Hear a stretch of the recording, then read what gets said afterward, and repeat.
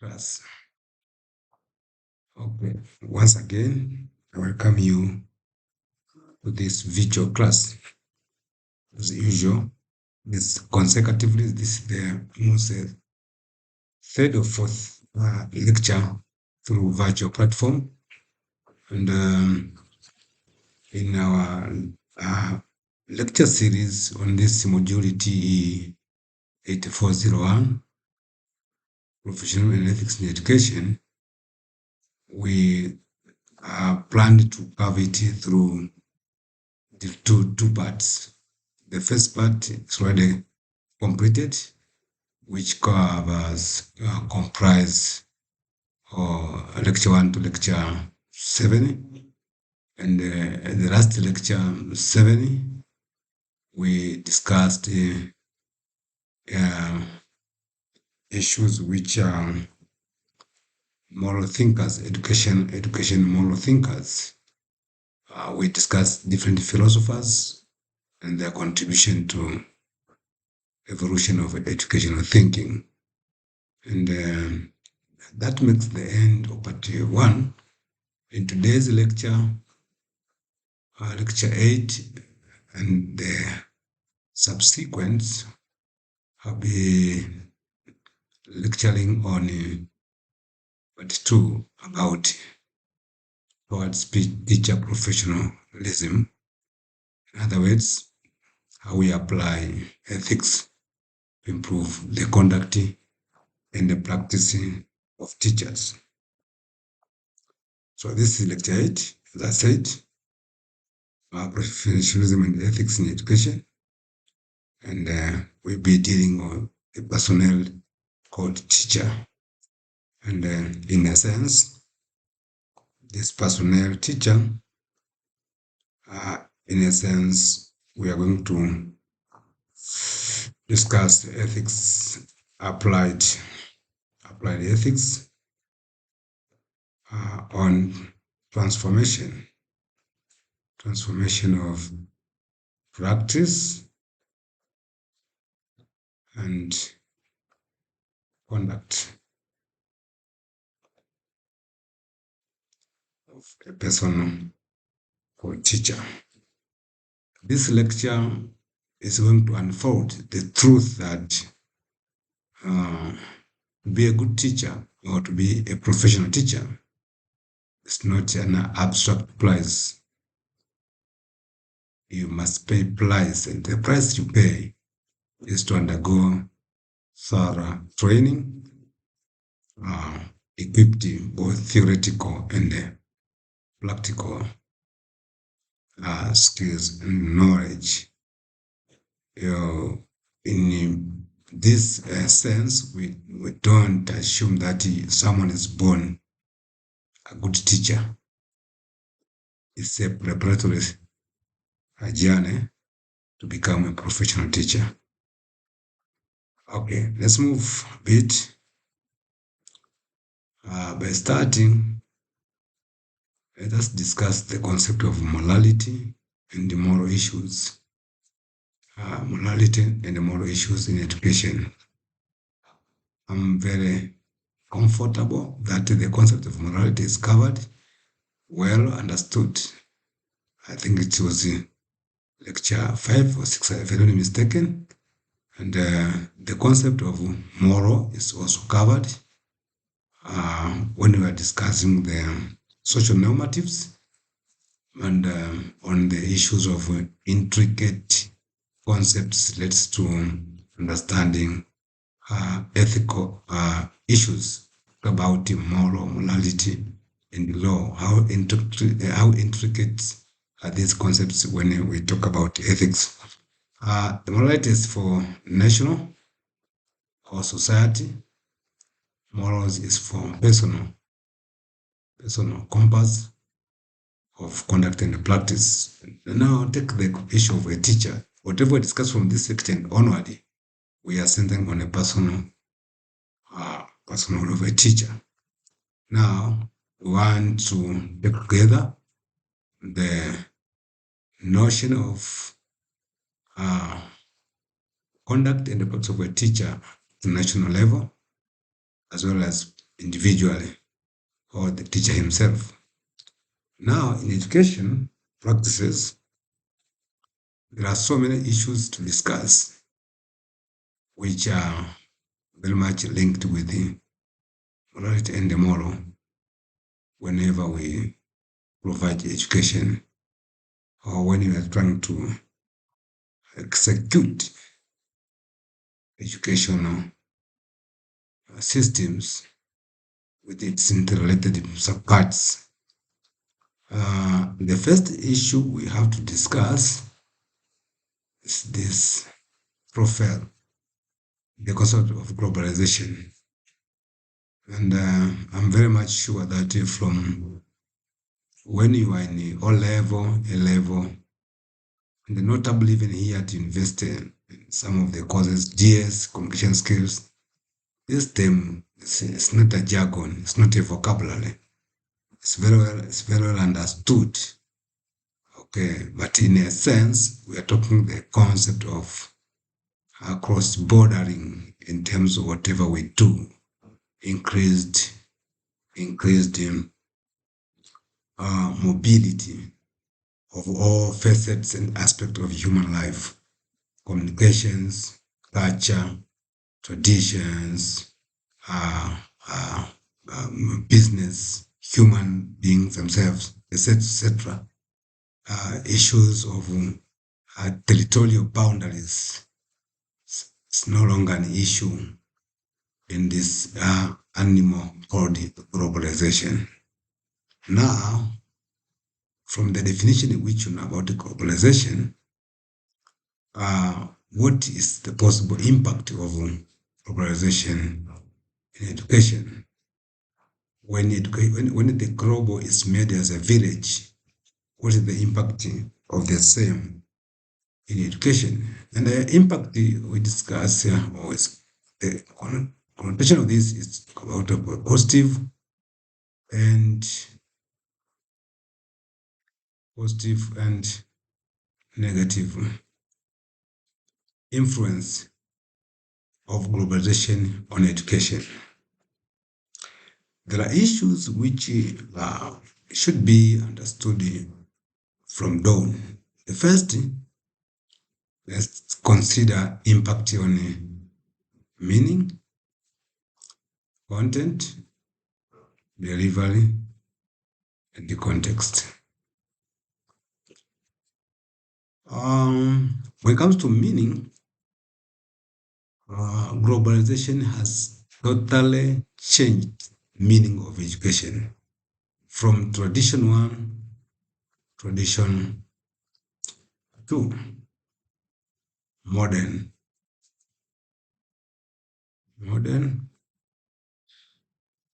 and contemporary. In tradition, the scope of defining education was very much attached to the knowledge disseminated by teachers or within institutionalized setup of transmitting knowledge from the knower to the learner or the students. Knowledge and sometimes skills, of course, but these knowledge and skills were very much traditional in nature. But in the era of globalization, education has now changed. We are talking about Education 5, where we are trying to define education as a coherent board of knowledge, skills, and attitude. We talk about skills, knowledge, and attitude, which are transcending traditional or culture of one state, but covering several states. In other words, we're talking about that skills and the knowledge which are beyond the locality. We talk about the content.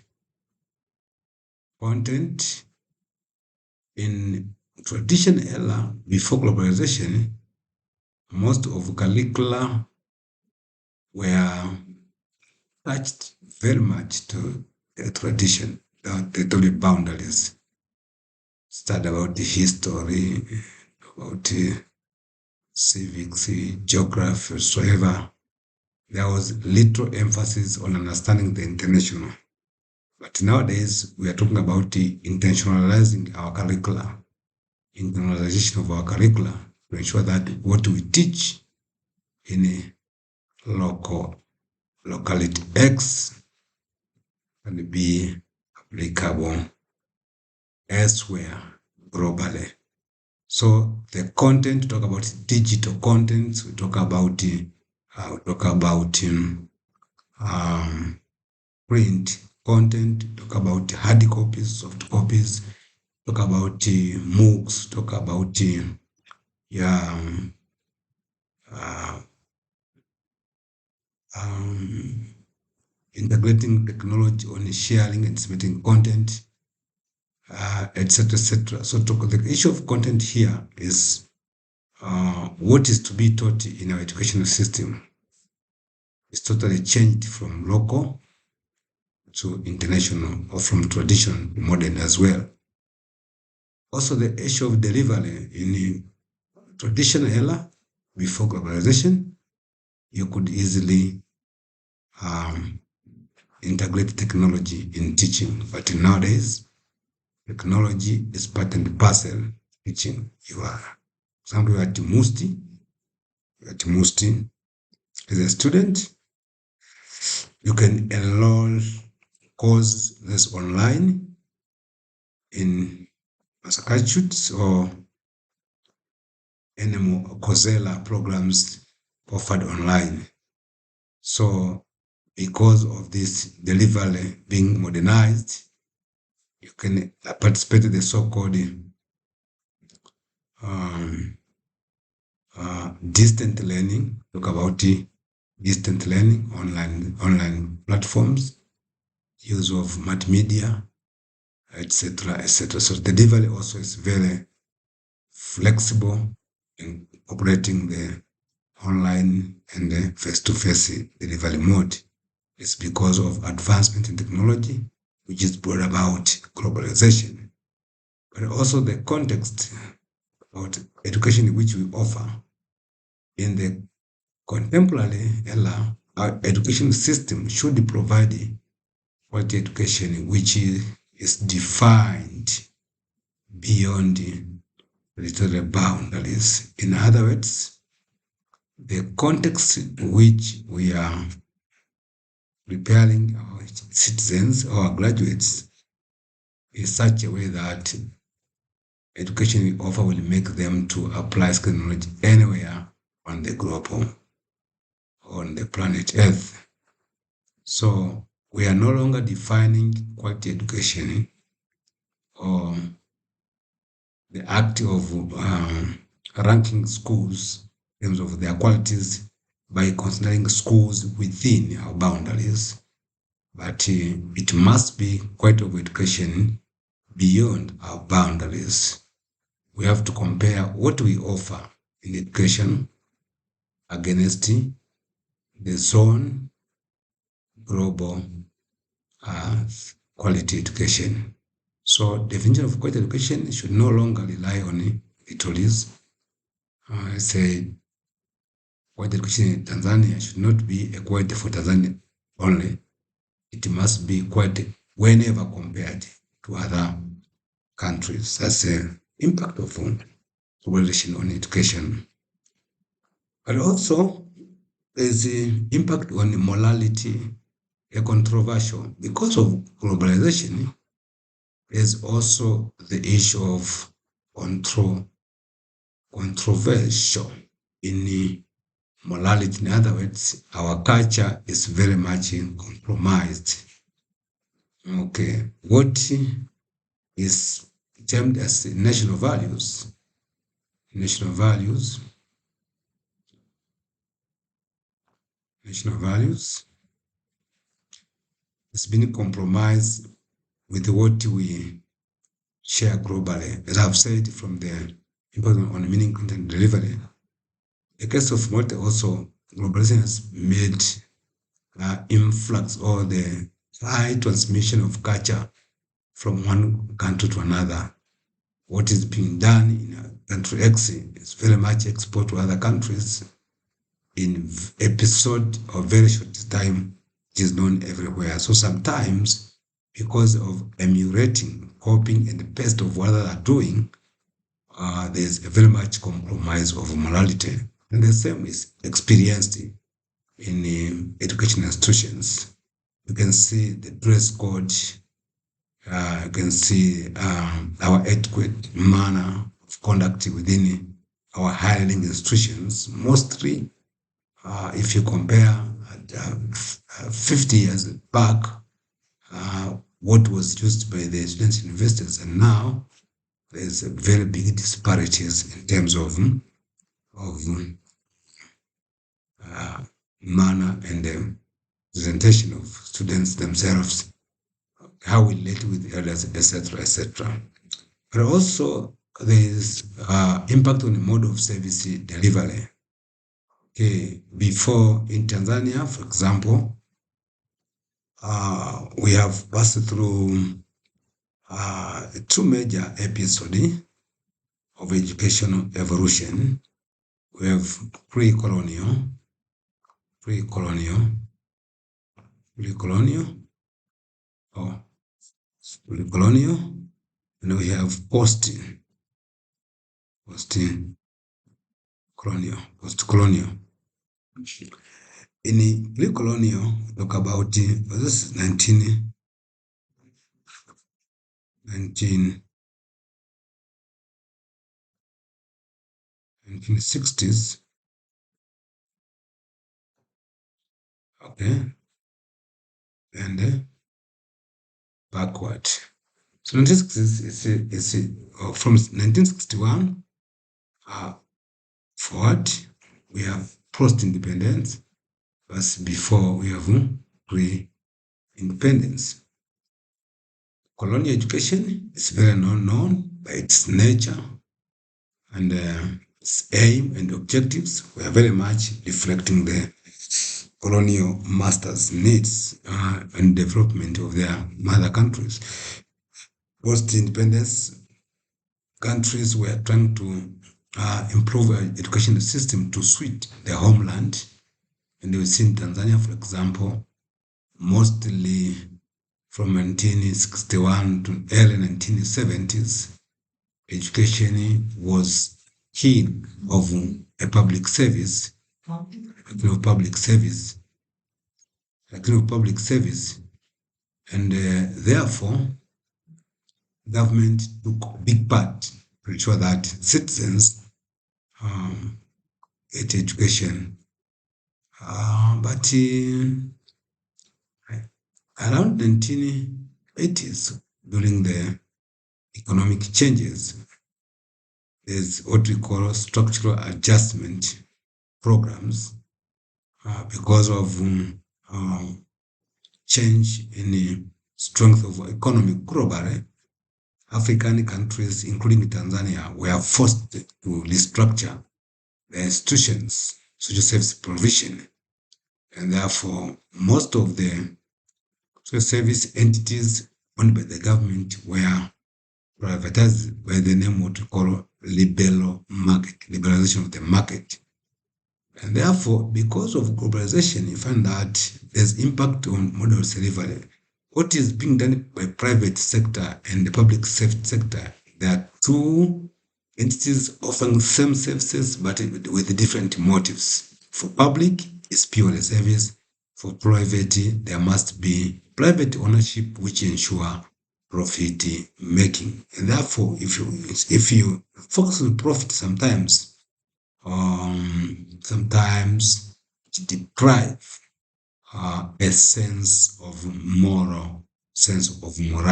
Sometimes you do things quite unlikely to ensure that you survive.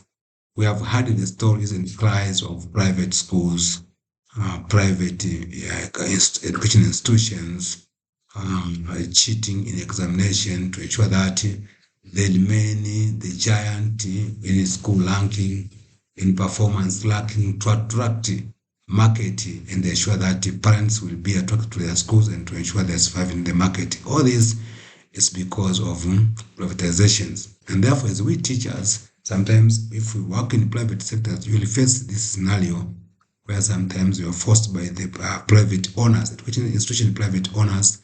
Sometimes they will force you to deviate some of your professional standards for them to secure profit and therefore ensure that they remain in the rank because of their performance.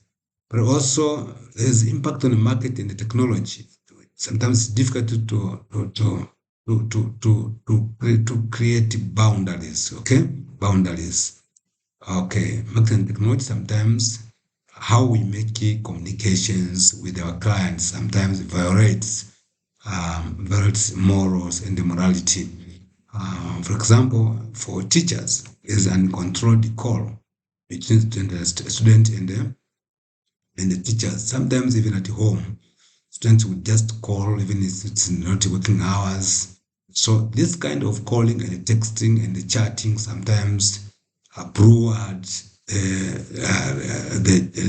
demarcation between the teacher and the students, draw them very close, and therefore, if integrity is not very much observed, they end up contravening or breaching the boundaries between teacher and student. Therefore, the sense of parent children is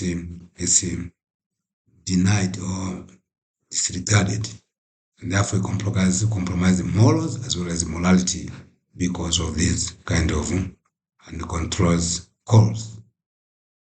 Okay, sometimes things that is in the past may have been black and white are now gray. Sometimes you chat with the students for the good interest, but if sometimes it's not for their best, sometimes you find that your communication with the student is posted, is taken to the public, and therefore, or some trust a person, you make a private communication later because of selfishness and egoism. They are published to the public, and therefore sometimes you end up killing yourself, or sometimes frustrated, and they have contradicting morality and the morals. All this is because of technology and the marketing forces of globalization.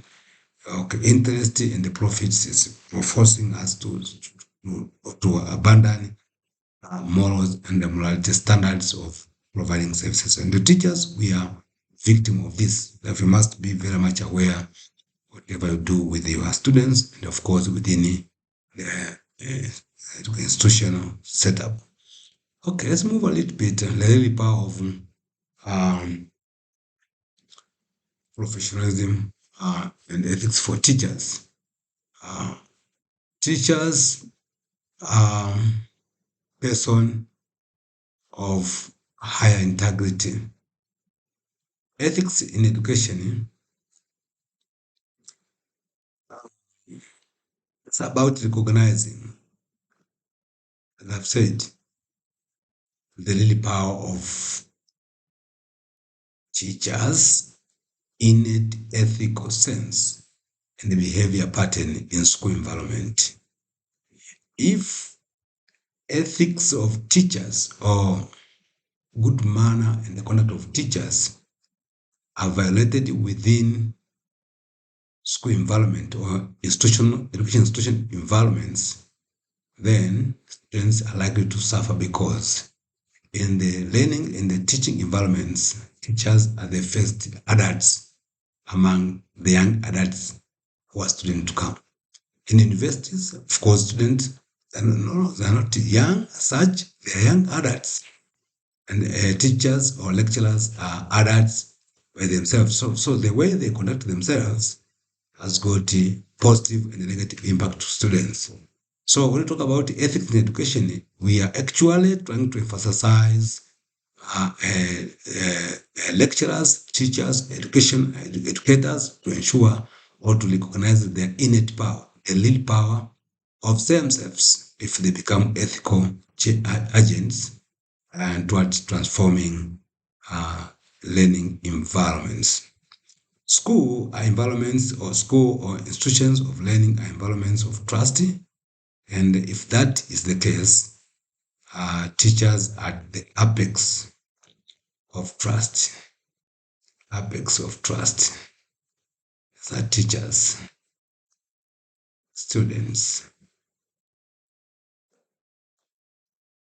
societies. Okay? So teachers at the apex. We have a healthy community. Teachers at the apex of whatever is transpiring.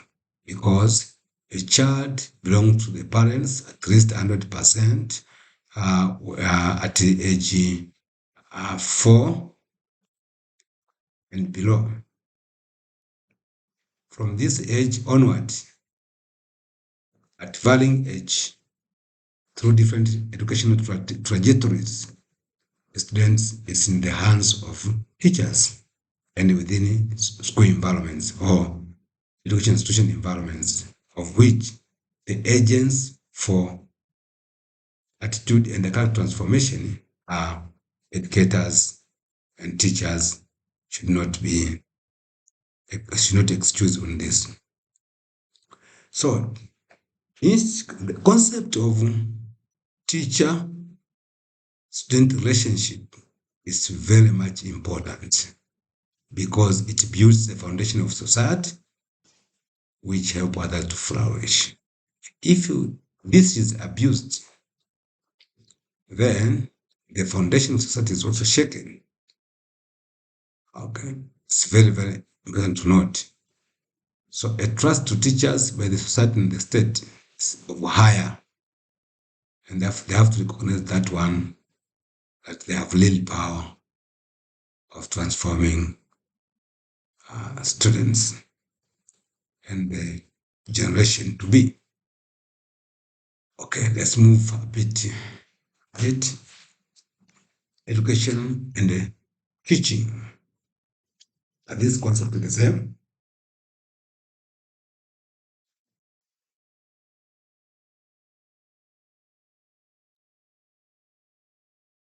Education and teaching. These concepts are the same? No, but they relate to each other. Education is an enterprise.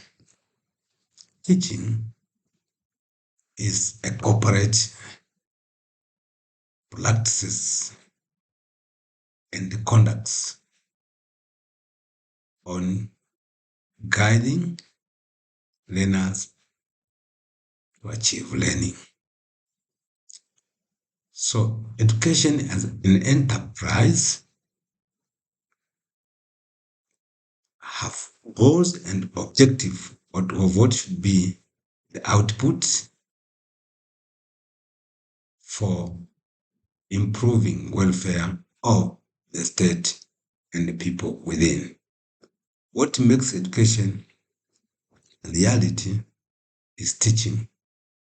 What makes teaching effective are teachers, and not just mere teacher, professional teachers. Learning cannot take place unless it is done by the teacher, because learning is an activity which involves behavioral potential changes, and that cannot be done haphazardly. And that reminds us that to be a professional teacher is not an abstract prize. It's something we must work on. Who is a good teacher? What I've just discussed earlier builds a foundation to answer this question. Who is a good teacher? And this should be a focus of the discussion in our group discussions. Who is a good teacher? But in a sense, a good teacher is one who can cause learning to take place. And learning to take place with all those domains, native, affective, and psychomotor.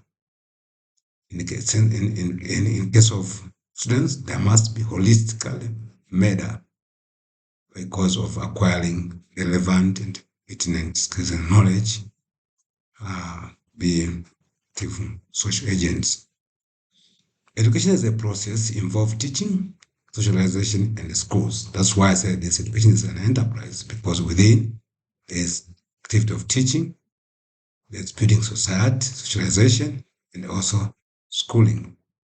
You give this is beyond a mere knowledge, but schooling is all activities that students will acquire in and extracurricular activities. Teaching mostly will take place by interaction between teacher and the students in a formalized setting. So teaching is normative and vocational because to tap learning potential for students, it will require personal artistic movement of a teacher, but as well as uh, hands-on skills or dissemination of skills for students to do. So you enable them to learn, to have knowledge, but as well to do according to what you have set your objectives. Normative involves sense of using arts, creativity to ensure that those those concepts which might be looked as abstract, are brought down and narrow the level of your student. This is creativity and artistic movement. But for vocational, you involve them on hands-on skills to ensure that they acquire skills relevant to what you intend to do. So teaching is normative and vocational activity with the purpose of bringing about learning. So talk about the learning. We are talking about acquiring knowledge and skills. Now you know and perform as expected. Sometimes difference between right and wrong is made clear by laws in the legal profession. I want to talk about the concept of normative. Okay, that a teacher as a model, as an art, as an artist, it's very important to interact with the students. Sometimes to make right and wrong can be very clear played by laws and the legal professions. But a teacher is the one who can manipulate and make students be in the right position, even without knowing the law and the regulations, and creating a sense of responsibility and accountability among students.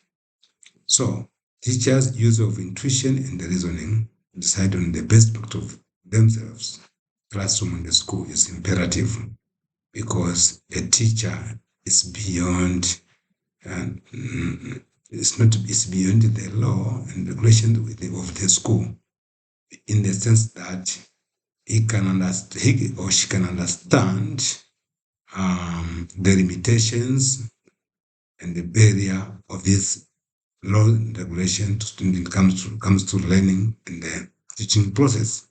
And therefore, sometimes his or her intuition and reasoning will make students feel more comfortable than laws which could be exposed directly to students. And therefore, the learning to take place require competent, require a good teacher. It's not the issue of law and regulations that learning will take place, but we need good teachers who can be complement or they can complement or they can interpret this law and the regulations in a manner which guides them to better learning.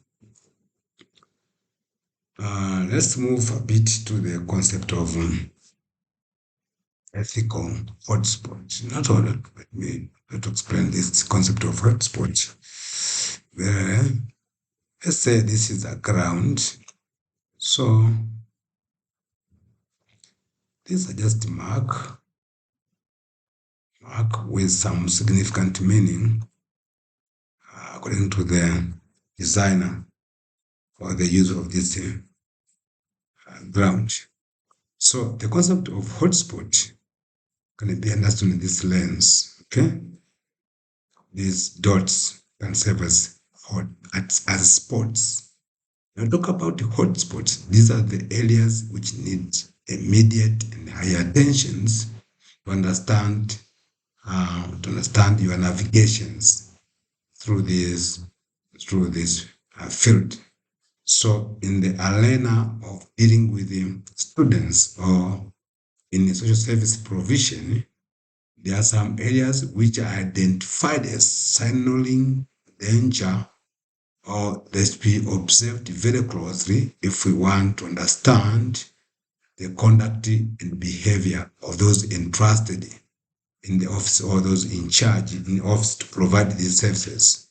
So shortly, ethical sports are issues that have been particularly focused upon over the recent years and addressed in varying professional codes of ethics such as, let's say, this can be sport one, this one can be confidentiality, this one can be competence, this one can be relationship, etc., etc. So all these dots complete what we call effective and efficient social service delivery. So these are checkpoints if you want to understand how effective and efficient social service is provided. Now, these areas, they are very much considerable when it comes to providing services to the client. And for teacher students, they are also there to consider. For lecturer students, they have to consider confidentiality, how we keep our confidential informations between the client, students, and teachers. Talk about issue of examinations and the students. Talk about communication between the senior and the subordinate. We talk about talk about government informations issues you have to consider. There's the issue of competence, another area. Okay, some people in the public office they're not competent enough to offer services expected. Therefore, this is another area which you have to. For someone if he's not competent, normally he will be manipulating his office or her office to ensure that he's just there to work, but without producing. Also, there's dual relationship and the conflict of interest. Sometimes working in the office, we are becoming too partiality or there's this behavior of favoring others and ignoring others in the same public offices. For example, in the educational setup, find that the opportunity which comes, you set some teacher to go for marking or these special duties, you always appoint same person because of a personal relationship. It's called dual relationship or conflict of interest. It must be checkpoint. And that sometimes in the government responsibility, there's some assignment which if you are given, you have to indicate the conflict of interest. It's very important. There's also an appropriate assessment, okay? How we assess what we do in public offices, another area which you have to consider because underperformance result, if we don't do if we don't do assessment well, then the process of evaluation and the monitoring becomes difficult and therefore misleading. There's also issue of informed consent. Sometimes we will extract information from our friends in secret without them being informed. Okay, you wait your friend go to toilet, you pick up, yes, you have mobile phone, you unlock, but then if you know, or sometimes you forget to do the same, then you pick the information which is relevant. Sometimes it will lead to conflict in the future for your personal gain or your friend's personal computer, etc., etc. Okay, sometimes we draw information from our friends without getting them informed. It's also area of higher hotspot in social service provision. There's also cheating when it comes to providing credentials. Okay, you give wrong informations, and this sometimes some people are being promoted wrongly because of providing forging certificate and documents.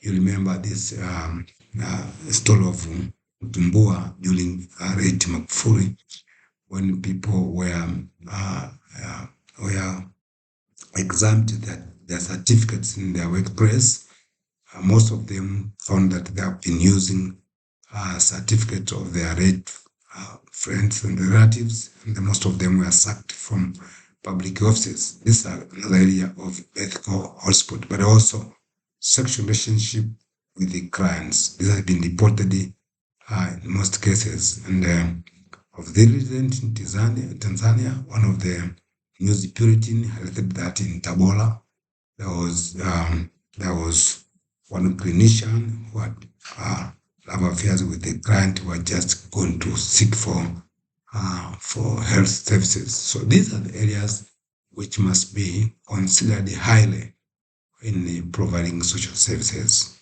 It is very important that we understand and discuss how they are compromising providing services with our clients.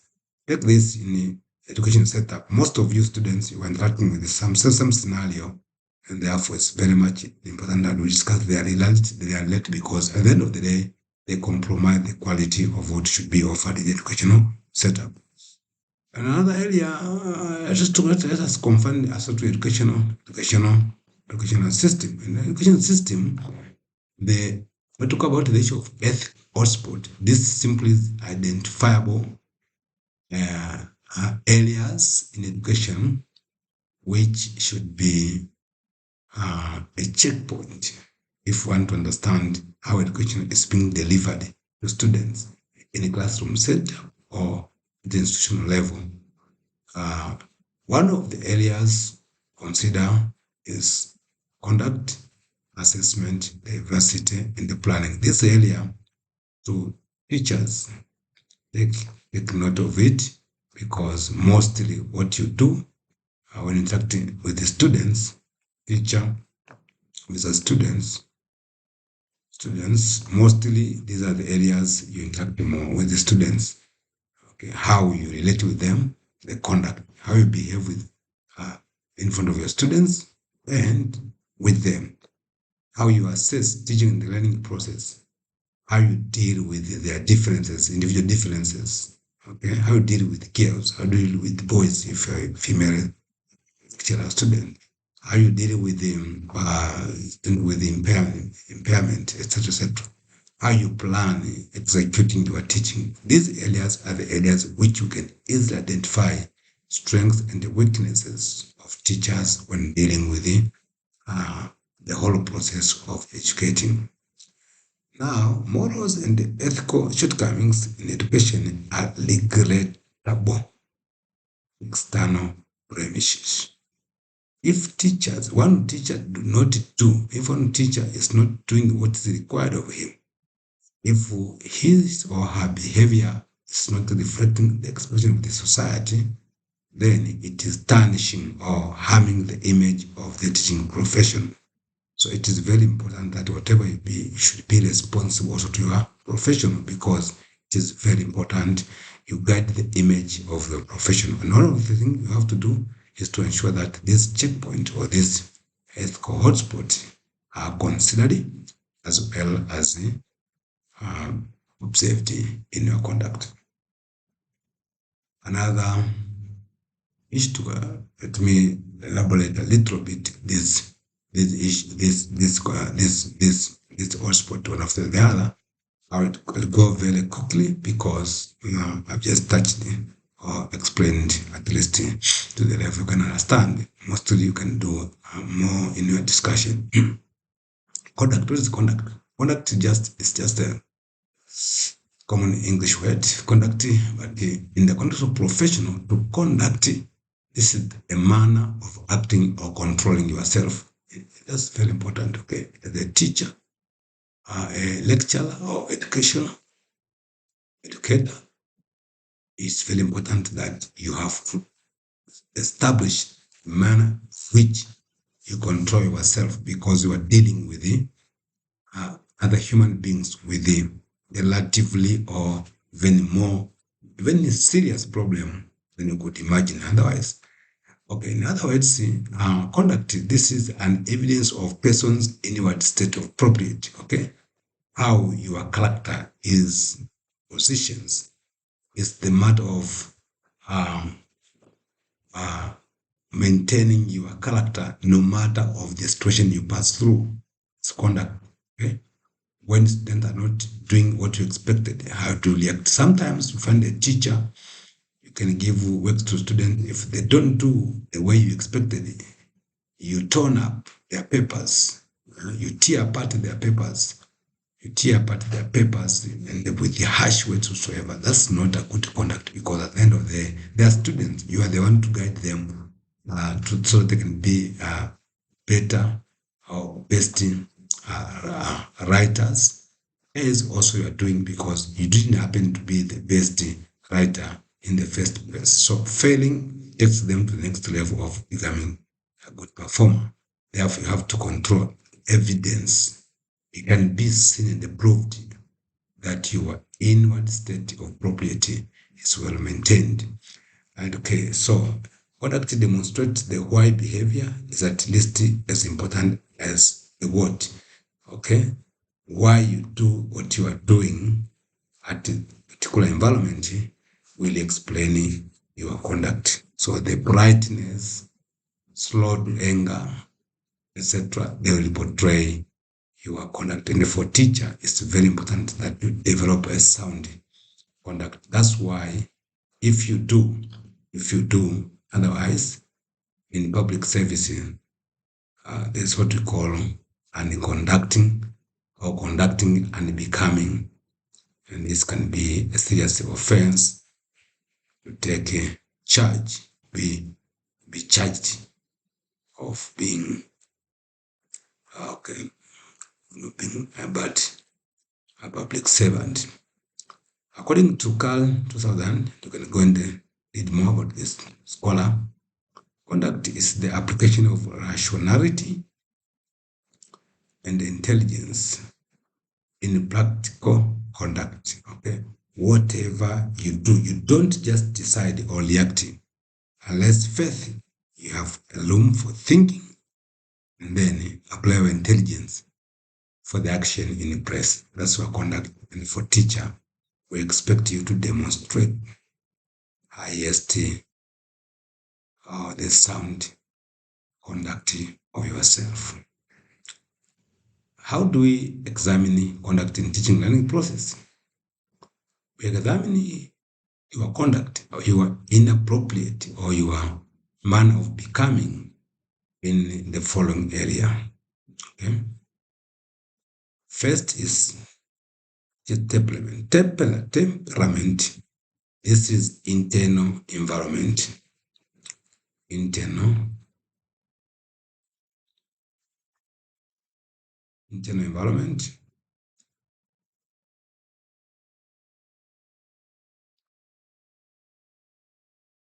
Internal environment.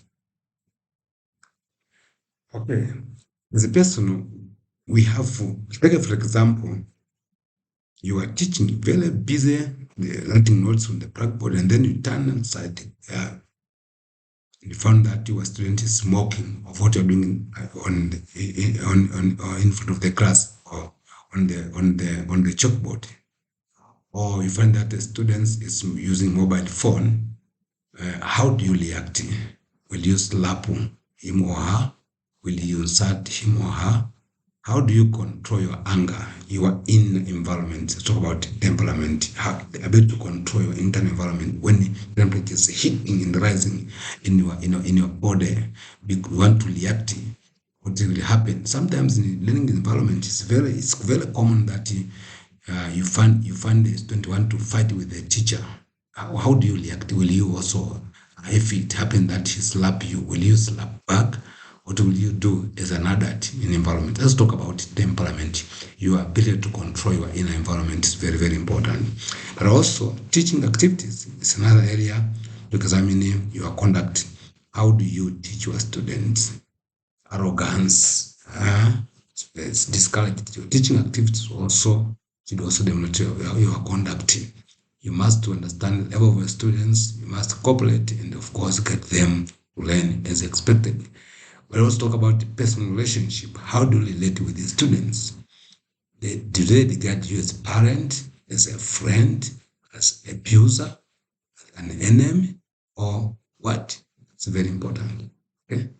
Sometimes you find that students will even not want to visit your office because of your manner of conduct. Your conduct is not good, and therefore they will even give you labels of names. Back in primary, in the school, we had one discipline master. He was not good at all in terms of relationship, and therefore students will end up giving you nicknames, and also speaking bad stories about you because of bad manner or bad conduct, but also motivation. Motivation. How do you motivate your student to learn? It's very important. If you give exercise and you find that half of the class have not passed your test whatsoever, what do you do to make them perform better in the next? Or do you use hard names or weak words to demoralize them? Motivation is very important because being the teacher, you are a coach, but also you are a mentor. It's your responsibility to motivate them to learn hard and attain what you're supposed to be doing. But also the other area of crime and punishment. When the students commit problem, commit error, committing, okay,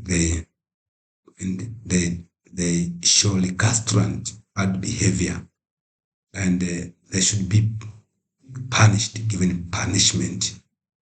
How do you react to something? We have to think that the offense must equal the punishment. Punishment. Sometimes you flog a student in stroke just because he has presented your exercise with bad handwritings. It's not fair. It's not fair. Okay, sometimes your session starts at 10 half, and your student enter the class then 40, just 10 minutes late, okay? You will need a student to kneel down for almost an hour and you are teaching. That kind of punishment, motivating, constructive, or destructive. Punishment must equal the offense. That's the essence of this one. It will indicate your conduct, the way you punish your students, the way you deal with the crime they committed in the educational setup. It's very important. When you don't do appropriately as required, then this is what we call misconduct. Okay? And this is public offense. It's an offense to a public servant. Okay, assessment. This assessment is how you attribute value, how you value teaching and learning, how you measure teaching and the learning to rate. Because assessment and evaluation will normally go together. Assessment, how you examine the extent to which teaching and the learning process is taking place. It's very important. This requires honesty, integrity, and trust. If you'll be giving rewards, free marks to students and deserving, then you are not trustworthy in whatever you do, because students will tend to believe that they're best, but in a sense they don't deserve. But also sometimes how you distribute the weight of your assessment too is very important, because sometimes it will be unfair. Let's say multiple choice question, then you distribute 5 marks per each one. A work which can be done under 1 minute of thinking. We have to ensure that we are interested to produce competent human resources, and therefore assessment is part and parcel of that long journey. Teachers must be honest and promise ethical habit in assessment. Give dues to students. If it's fail, it's fail. It's pass, pass. No preferences. Sometimes because of an ethical relationship, you find that those who don't even deserve will come out with A. Those who deserve will come out with even sometimes C and D because of bad relationship. And this is very much a problem in most of learning institutions, because sometimes it happens that the students just have some relationship and ethical. Uh, Male lecturers with the female students, female lecturers with male students. Sometimes this is been reported, and therefore, because of this relationship, some of students are being awarded marks we don't deserve, and therefore this becomes a bad issue, or it deteriorate the whole process of assessment in them. Because at the end of the day, someone who is not deserve the public office will be entrusted because of the certificate, which genuinely she or he did not deserve to have it. So what I'm talking about becoming honest and lacking integrity is what we call falsification of data in education system. This problem is not just harming you as a teacher in the future or the school in the future. It is harming the whole of the nation or the state, because education is investment. Government is investing to quality human resources. By attributing or by rewarding marks and worth, grading and worth, therefore you are misleading the whole process of decision making when it comes to employment and the placement of employee in public offices. Therefore, it violates every mode of ethical conduct and the law of the state. You should avoid this one because it is dangerous to the state. Okay, let's think of this one. In the first value, if it's because of relationship, in the first place, you will be enjoying relationship and you'll be rewarding free grade. It's an ethical and immoral practice, because it can be benefiting you and the students or the squad sometimes. For example, cheating to make your score continue passing and ranking higher in national examinations. But at the end of the day, you know that is not true. It just harm or injure not only the students but also in the future. Teacher and society are suffering as well, because don't know you as a teacher who will teach your student or your grand students, or will serve your student or grand students in the future. In your absence or even your presence, you are preparing a bomb which will burst at a time where you need security. Therefore, you need to play your role to ensure that you are very much ethical and a person of integrity when it comes to assessment plan and do assessment fairly and with integrity. Another is diversity, individual differences. It's very important. Diversity is about understanding student differences, okay? You have slow learner, higher learner, talented and untalented. You have impaired and impaired, normal and abnormal students. Treat them all well.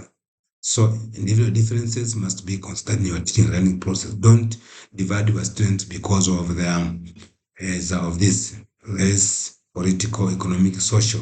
It is not required. Observe morally and ethically good. It's important that this should be the criteria of attending students. Attend them as students. Whether they come from affluent or poor family, attend them as students, but don't know what will be there tomorrow. If they're coming with different less from yours, attend them as students. If they're coming from political higher power or low power, attend them as students, economic whatsoever. Don't involve background of student in assessment, in teaching, in learning process. Take them as a student who has come to acquire knowledge, and you are the agent of the transformation. So attend students the way they are without involving their background, their appearance, or the situation in which they appear to be. It's very important. Another area to be very much considerable. Sometimes you create friends with students because sometimes you are benefiting with their presence whatsoever, and therefore you become more vulnerable to them, even giving them favor and ignoring others. That's not proper and therefore should be discouraged because it's unethical. Okay, so a teacher should fulfill roles or students being assigned regardless of what they are going to be. Another is planning, okay? You have to be agent of planning. Planning is very important. We have for if you're working with secondary education, you have the syllabus, then you have scheme of work, then you have lesson plan, then you have teaching. But all this, you have the so-called school calendar, school calendar, school calendar. But also you have school budget. All these are the things you have to consider when you're planning for teaching. If you ignore any of this, you're likely to suffer and of course you become ineffective. And therefore sometimes you'll be even misleading your students because you teach as you wish and therefore don't meet the goal. For secondary, for higher institutions like a university, you have the SP, strategic plan, corporate strategic plan. You have curriculum. You have curriculum. You have study guide or course outline. And then you have budget or working tools or teaching aid or many working tools or teaching and learning resources whatsoever. All these are the part and parcel of our working tools. So these planning tools refer to instruments that you use to guide your action and activities related to implementation of initiative, program, or intervention in the institutional setup. So the following are the tools which you need. Timeline. For university, you have almanac. For secondary school, you have school calendar. This will make timing of activities within time frame. You know when to give test one, test two, whatsoever. You know when to do your CA completely before the UE, and therefore you understand who students are lacking behind, who needs remedial, who needs the so-called makeup, etc., etc. Then the commitment is another tool. If you don't commit it, therefore you will be always lagging behind. You should be committed to a professional prudence. This is very important. Prudence. You have another item checklist. Okay, what should be done the entire of your semester of your term, and then you have analytical thinking. These are the tools which you need to use it to be a good planner as a teacher. The concept of prudence, prudence is as establishment of right goals and selecting the right means to achieve the goal. This is a sense part of good teacher. You have to understand, you create your own goals with the class you assigned, select the means to achieve your goals, make sure that you help your student. Okay, it's very, very important. All this should be in place on time, make sure that you fulfill what you have to do as a prudent teacher. Let us move a bit far. When you're dealing with your student, they will always elicit different behavior. They will show up different behavior of which will require your attention as a teacher. Not always your students will be a good friend. Sometimes they will show behavior deviance, and therefore it's your role as a teacher to understand the environment through which they're being brought up, or sometimes you have to know the so-called causal factors, factors which causes changes in moral thinking and action of your students. It is very important. there are some factors which should be associated with the students. Sometimes they should be associated with them to ensure that when you are making the examination of their behavior and therefore judgment, it will help you make sound and helpful judgment. Okay, according to Thomas, this is one of the reference book, I think, in the course outline. You go and read more. He has tried to list down at least 5 factors which determine the moral thinking and action of your student. And I will not go in detail because you can discuss in groups to understand a deeper thing. One is heredity and environment. Inheritance a student has from the parents can also be a causative factor for his moral thinking as well as action, because sometimes the cruelty, polarity, etc., will be linked to the fathers or mothers or the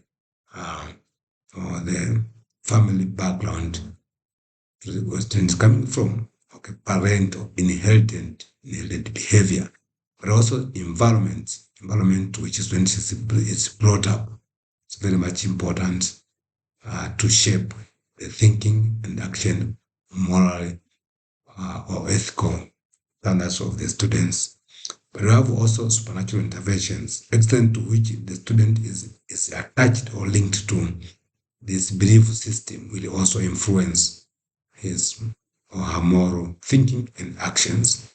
We have this issue of chances and luck. Sometimes they also change the behavior of students. I think of students. Today they can be good students with a good chance, or good luck or bad luck. It's likely they will change their moral thinking and actions based on the chances they happen to be or the luck they are experiencing. We have individual differences. We are not the same, okay? Also, individual differences will determine the moral thinking and action of students. Students with impairment, students who are slow, students with stammering, problem with the communications because of their nature. They will also have different attributes of which can also influence their moral thinking and actions, but also the so-called popularity. The more one become popular, okay, based on what one knows or exposed to do, exposed to know, will also determine thinking and actions. If a student is happen to be more knowledgeable on a particular theory or set of knowledge, thinking and the action will be different from the one who is not competent in that particular area. So these are the factors which determine thinking and action of individuals. And this is according to moral development theorist. And this one, the giant, you're going to study more. So, very in scheming, heredity I've just said, inborn, environment, is that the all which surround the students will also have contribution. The home environment, praying, the student, sibling, peers, whatsoever, will also influence of the student, and therefore they will stand in the direction, strength, and the timing. It will orient student somewhere. It will strengthen what he is doing or not doing, but also timing in the growth process will also have impact on the behavior of students. For example, adolescents with some behavior, if not checked out, they will grow to that behavior and therefore be determining was an action of their attitudes in the environment, learning environment. Okay, I've just said this. Sometimes bad behavior like murders, altruism, loving, selfishness, cowardice can be attributed to the genetic makeup of student. It's very important that we discuss this. So the student don't just like to teach students with understanding that there are some factors which is providing their beyond their sanity. And that takes us to the ethical theories of the um, modern ethical theories. Environment, the election, issues such as television programs, lesson in the classroom will change their thinking and therefore orient them to what they are not used to do in the future in the past. Strength, uh, the extent to which behavior will grow or diminish or weaken depends on different agents, people who are living with students on daily basis, etc., etc. Okay, another thing I've already discussed all this already, so it's your time to take and discuss supernaturals about belief system. I've discussed chance. Okay, will also determine behavioral and the action change of the student. Okay, I also the differences I've talked about we are not the same. Therefore, this also have got impact on thinking and action of students and individuals.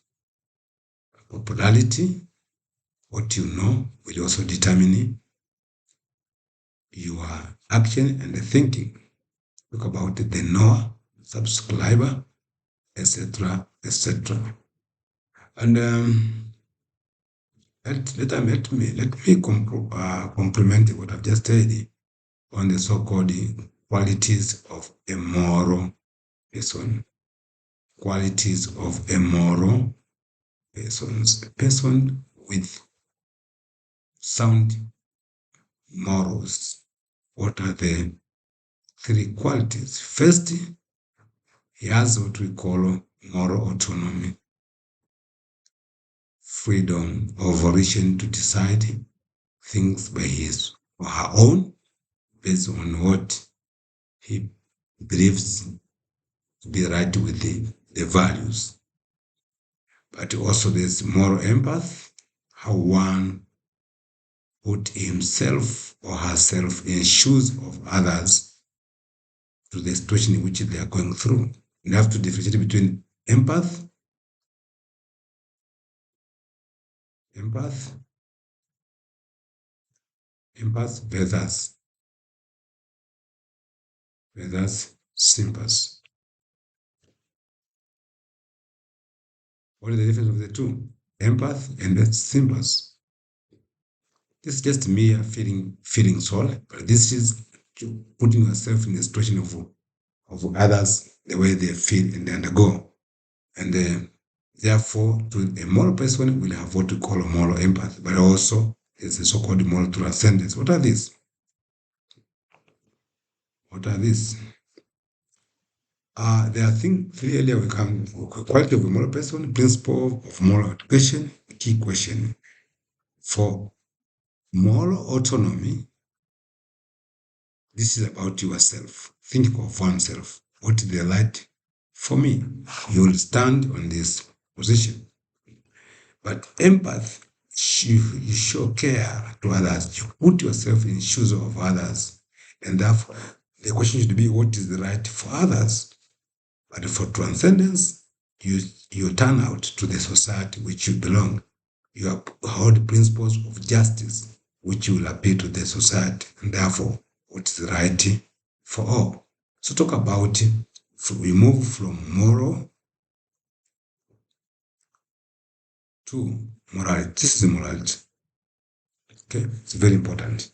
Very important. A moral person will not just be good by himself or by herself. He or she will be good to the best of the society he belong or she belong. And she will have care for the self, but care for others. This is about the quality of moral person. Well,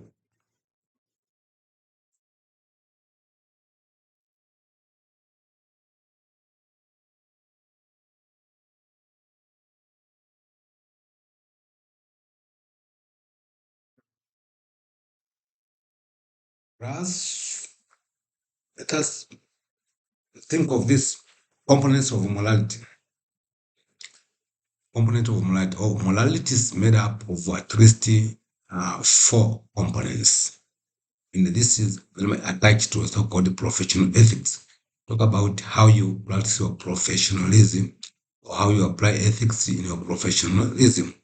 How do you ensure that morality is preserved within your profession? One, that you have to develop the so-called moral motivation.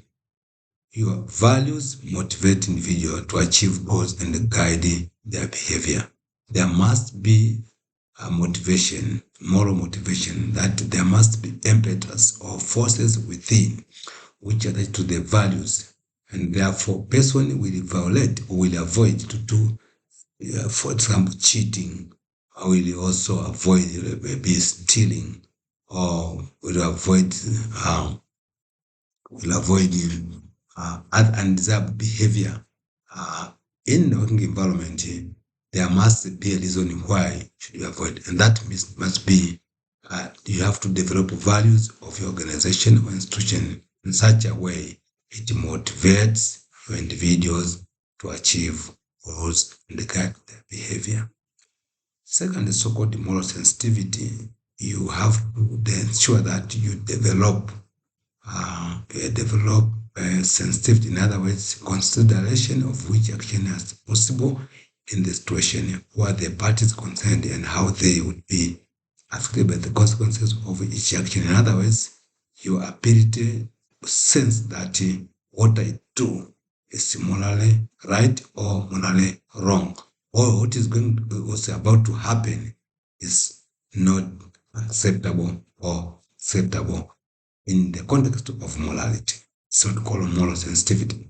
In other words, we have also moral reasoning. Moral reasoning, you have to judge about which course of action is morally right or fair. That's choosing one possible, and you have to choose what you have to do, which is the best option in terms of moral reasoning. For example, we talked about the moral dilemma. A moral dilemma.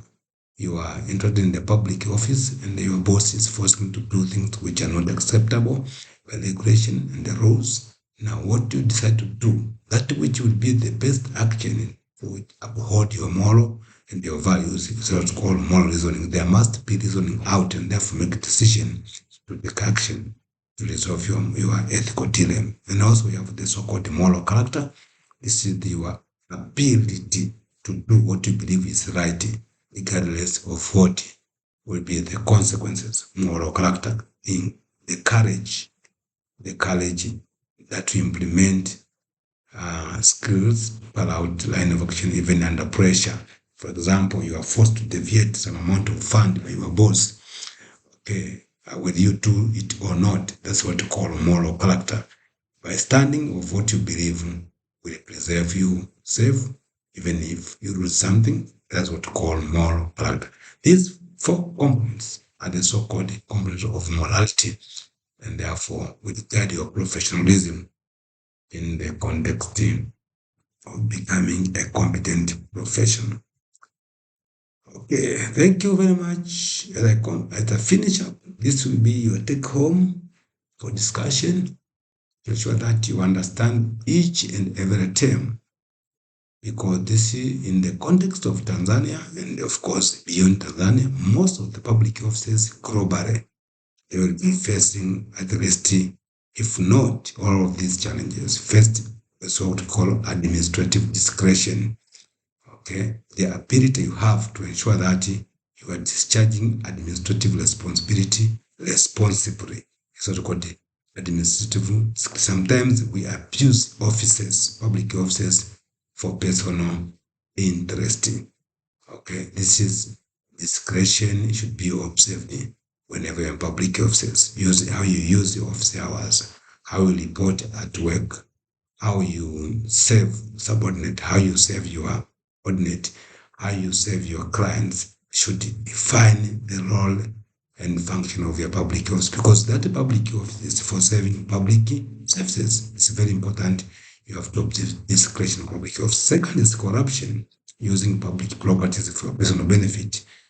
You are being given, let's say, uh, airtime as a head of department, let's say, or head of school.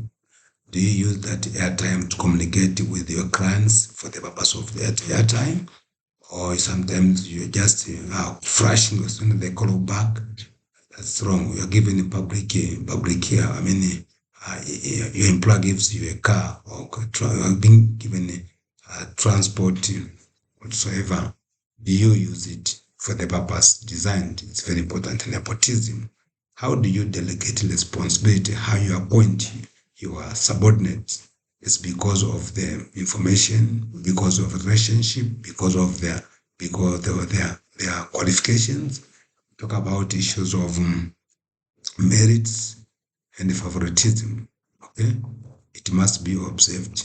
Okay, whoever is appointed should merit of that office. Meritocracy is very important. Sometimes most of public offices they are filled with people with no qualification. Sometimes not always the case, and it's not the case of Tanzania itself, but even other countries because of nepotism. You studied with someone when you were in O level or A level. When you are put in a public office, we have your authority to employee.